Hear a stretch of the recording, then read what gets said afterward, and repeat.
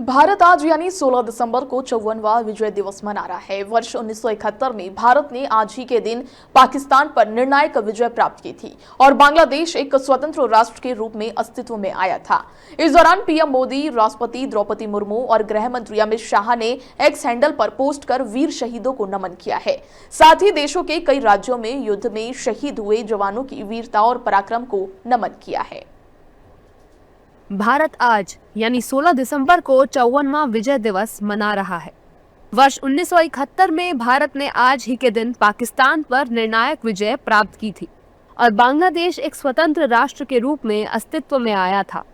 यह दिन केवल युद्ध की याद तक सीमित नहीं, बल्कि भारतीय सेना के साहस, रणनीतिक कौशल और राष्ट्रहित के लिए किए गए सर्वोच्च बलिदान का जीवंत प्रमाण है।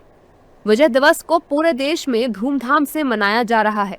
इस दौरान पीएम मोदी, राष्ट्रपति द्रौपदी मुर्मू और गृह मंत्री अमित शाह ने एक्स हैंडल पर पोस्ट कर वीर शहीदों को नमन किया है। चंडीगढ़ में विजय दिवस के मौके पर कार्यक्रम का आयोजन किया गया और देश के उन वीर सपूतों को माल्यार्पण और याद किया गया जिन्होंने इस युद्ध में अपने प्राणों का बलिदान दिया था।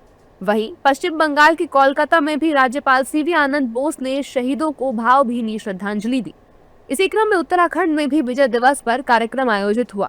सीएम धामी ने विजय दिवस के अवसर पर गांधी पार्क स्थित युद्ध स्मारक पर पुष्प चक्र अर्पित कर बलिदानी सैनिकों को श्रद्धांजलि दी। सीएम धामी ने माल्यार्पण कर शहीदों को नमन किया। इस दौरान राज्यपाल गुरमीत सिंह ने कहा है कि देश उन वीर सपूतों को हमेशा याद रखेगा। जय हिंद। आज पूरा परिवार इकट्ठा होकर हमारे